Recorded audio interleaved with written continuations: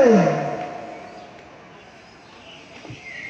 Now, the message of Jesus Christ, repeat again by the Son of the RFD. Gibalik pag-usab sa anak sa remnant family of God. Unta masabtan sa tanang katawan. This is the only way to prevent calamity. Your real understanding of what is the coming of Jesus Christ, what is mean of the coming of Jesus Christ in the world. Unsa may message sa God the Father sa pag-abot ni Jesus Christ sa kalibutan.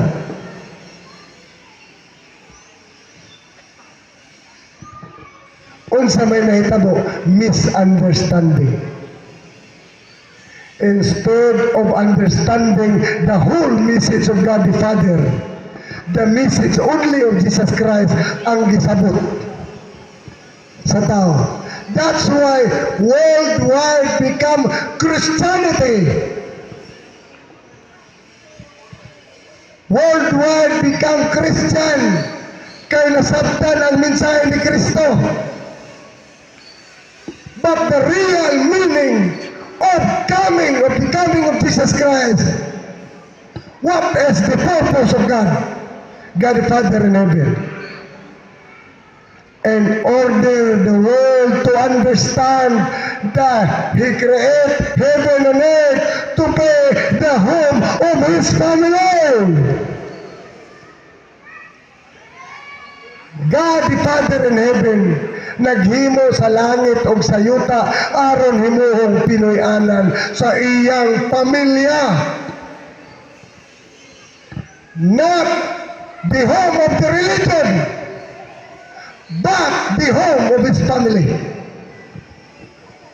That is the message of God the Father in heaven. That's why Jesus Christ came into this world. May hinungdan nga niabot si Jesus Christ sa kalibutan. Kay kung tuyo pas Ginoo ang Christianity, mao'y magdaghan sa kalibutan. Iyan na lang gipalakaw diretso Jesus Christ from heaven to earth. Humadadaan. Hinga, by virtue of His power, dapat sana si Kristo galing sa langit, naglalakad-lakad na dito sa lupa. Kung Christianity lang ang gusto ng Panginoon.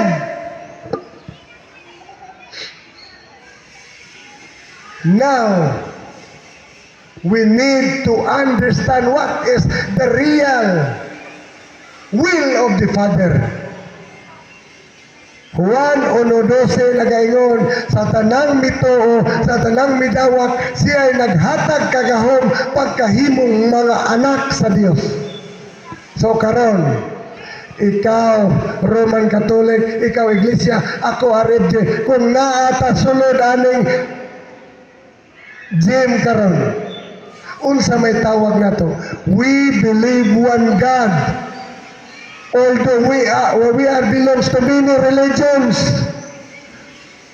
Pero sa usa ka higayon, parehas ni Kapitan na himong Catholic, ako RFJ, barkada, usabi kasing-kasing sa unang panahon. Family of God. Pero gipahinabo sa Ginoo karon.